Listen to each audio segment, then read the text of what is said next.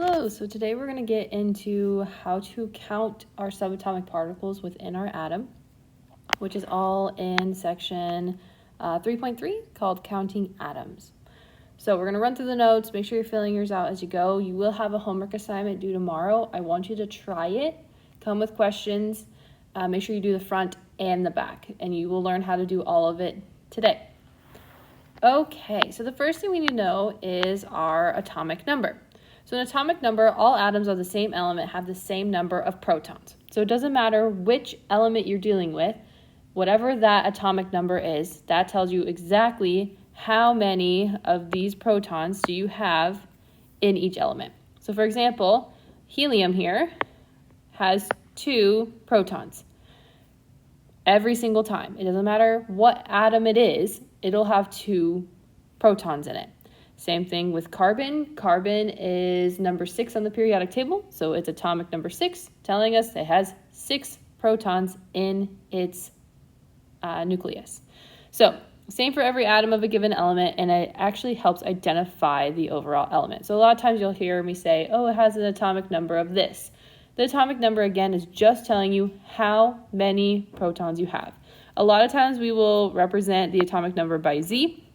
Again, don't ask why, but that's just the number chemistry decided, or the letter that we decided was going to represent the atomic number. And again, just how many protons are in the nucleus of that atom. And it's the same no matter what element you're dealing with. Now, with that, we have what's known as an isotope. So atoms of a given element must have the same number of protons, but the number of neutrons in the nucleus can vary. So the protons are going to stay the same, but the number of neutrons. So we get our isotopes. So isotopes, all it is, they have the same number of protons, different number of neutrons, which then can vary the mass overall, because the protons and the neutrons are what give the overall element or atom its mass. So for example, if we're looking at hydrogen here, so we can have hydrogen that has 1 proton. Again, we know it's hydrogen because there is 1 proton, no matter what, every single time. Now, depending on which isotope we're dealing with, we can have a proton with no neutron. We can have a proton with 1 neutron and a proton with 2 neutrons. They are still all hydrogen. They just have different number of neutrons. So it's all an isotope is. Same atom that we're dealing with, same number of protons, just a different number of neutrons in the atom itself. So because of that, we have something known as a mass number. So it's the number of neutrons and protons in the nucleus of an atom. Star, highlight, whatever you got to do to make sure you go over this. You're going to need to know how to solve it for your homework tonight. To solve for the number of neutrons, what you're going to do is you're going to take the mass number minus the atomic number, and that will tell you the number of neutrons. So if we're looking here, how many protons and neutrons are in chlorine 37? Anytime you see something written out like this is telling you its mass number, okay? This is the isotope of chlorine. So chlorine 37. Chlorine is number 17 on the periodic table, so atomic number 17, so it has 17 protons. So what we'll do is we will take the mass number, 37, minus 17, and we should get 20 neutrons. That's all you have to do. It's not super difficult. So to solve for the number of neutrons, take the mass number minus the atomic number, and that'll give you your number of neutrons. Now, electrons are a little different. So because the atoms are neutral, they also contain a positive charge to balance out the negative. So thus the number of electrons is equal to the number of protons in a neutral atom. Now, the big key word is neutral. Eventually, we're going to get to a point where the atom is no longer neutral. We'll talk about those. They're known as ions. For now, every atom we deal with is neutral, meaning the protons and the electrons need to balance out. They need to be the same number. So if we're looking at this example, how many protons, neutrons, and electrons are in potassium 40? Again, this is just the isotope of potassium. Potassium is letter K on the periodic table with an atomic number of 19. So that's telling me there are 19 protons. Well, the helpful thing is it's a neutral atom. So what that means is there are 19 electrons. They have to be the same. Your pluses have to equal out your minuses.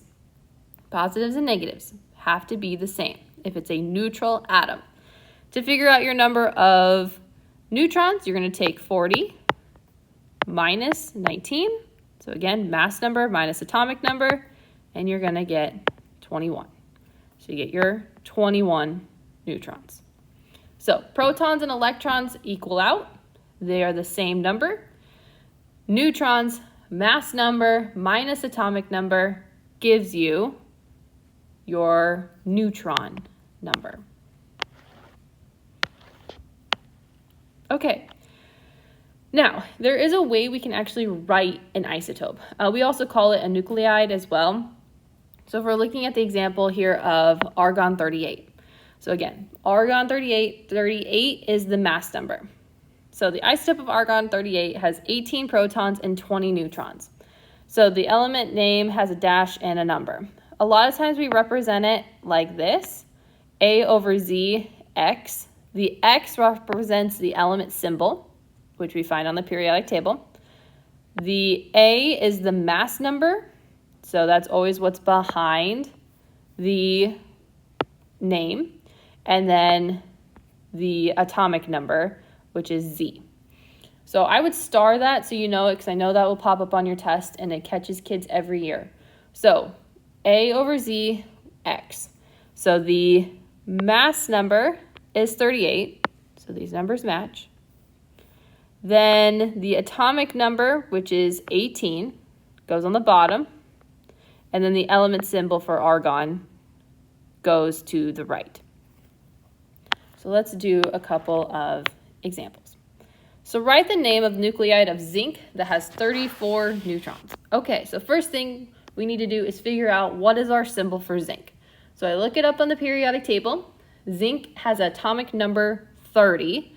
So that tells me there are 30 protons in our atom. Zinc's symbol is also Zn. So if I wanted to write the isotope name, what it would be, I would have to find out what's the mass number. Well, it doesn't give it to me, but it does give me the number of neutrons, and I can find the number of protons. I'm then just going to add those two numbers together. 30 plus 34 is 64. So that's 64 is our mass number. Now the bottom is where our atomic number goes. The atomic number for zinc is 30, because that's how many protons we have. And then we set our element symbol is Zn. And that's how we do that first one. Next one, write the symbol of an isotope that has 44 protons and 52 neutrons. Okay, so it tells me that I have 44 protons. That is the same as my atomic number. So I look it up on the periodic table. The periodic table says 44 is ruthenium, represented by Ru. Okay, we want to write this as an isotope, so there's its symbol. Its mass number is the protons plus neutrons, so I'm going to take 44 plus 52, and I should get 96. Again, 44 plus 52 neutrons gets me 96 for the mass number. The bottom is the atomic number, also the same as the number of protons, which is 44. All right, next one. How many protons, neutrons, and electrons does each nuclide have? Okay, I'm just going to list out protons, neutrons, and electrons. Okay, so iron 58. So iron on our periodic table has an atomic number of 26. So you can find it on the periodic table as 26. So that tells me I have 26 protons. Now, we just talked about electrons have to equal the number of protons in a neutral atom. So that means we have 26 electrons. To find the number of neutrons, what we're going to do is we're going to take 58, the mass number, minus 26. 58 minus 26, you should get 32. So we have 32 neutrons. Okay? Again, protons and electrons are the same number. Neutrons, you take the mass number minus the atomic number to find your number of neutrons. Okay, then we do our uranium-235. So with uranium-235, we have our protons, neutrons, and electrons. All right, I look up uranium on the periodic table. It has an atomic number of 92. So that means I have 92 protons. If I have 92 protons, I have to have 92 electrons so that they are a neutral charge. Okay, now we just have to solve for neutrons. So I'm going to take my mass number, 235, minus my atomic number of 92. 235 minus 92, you should get 143. So we have 143 neutrons. Okay, so that's the easiest way to find isotopes and to solve for protons, neutrons, and electrons. Okay, now we're going to get into what's known as atomic mass. So mass number and atomic number are different. So atomic mass is the mass of an atom is relative. So scientists derived a unit to use to describe the mass of an atom. So the atomic mass unit is AMU. It's equivalent to 1/12 of a carbon-12 atom. On the periodic table, you will see what's called the average atomic mass. So it's the weighted average of the atomic masses of all naturally occurring isotopes of that element. So what they did is they found all the isotopes of that element, basically averaged it out, and that is, on average, the atomic mass of that element. So on a periodic table, which I will have out for you to use for homework tonight if you need it, especially to find element atomic numbers and things like that, the atomic mass is not going to be the same as your mass number here, okay? These are going to be different. They may be close, but not the same. These will always be in a decimal. The mass numbers will not. So the average atomic mass will. So on the periodic table, you will see the average atomic mass, which we will use later on in the week and next week. We can actually calculate the average atomic mass, which you will have to do on the back side of your homework tonight. So what you'll do is, or it'll ask, what is the average atomic mass of copper if 96.15% has a mass of 62.929 AMU and 30.85% has a mass of 64.927 AMU.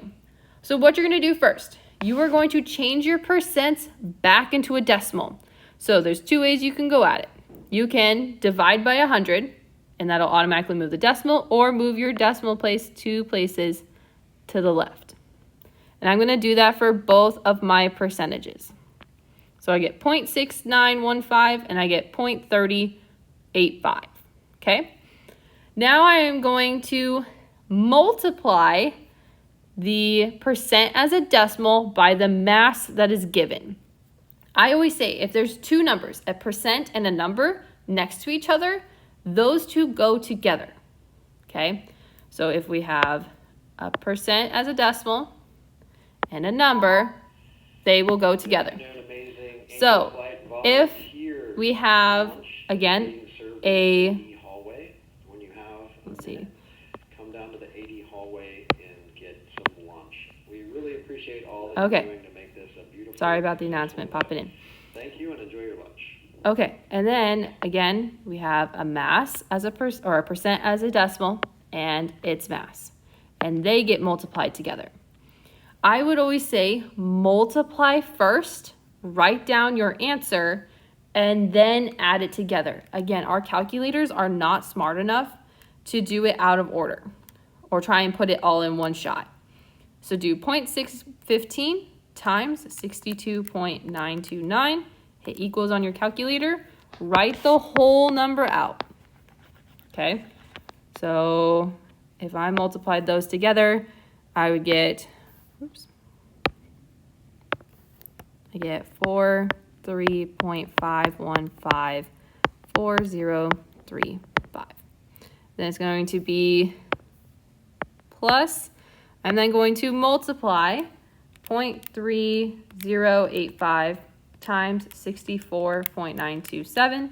It equals, you should get 20.02999795. I'm then going to add those two numbers together, and you should get an answer of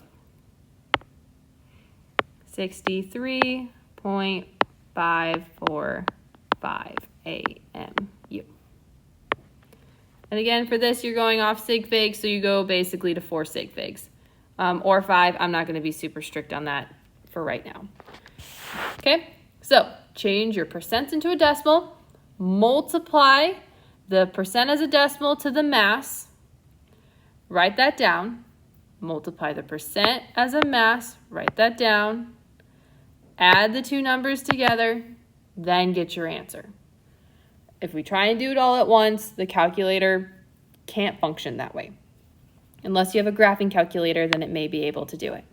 Okay, so that's all I have for you today. Your homework is the atomic structure practice worksheet. Try your best on it. Do the front and the back. Come with questions tomorrow. We will review, make sure everybody's feeling okay on how to solve for these problems. If you have any questions, let me know. Shoot me an email, and I will try and get back to you as soon as I can. Have a great rest of your day. I will see you tomorrow. Bye.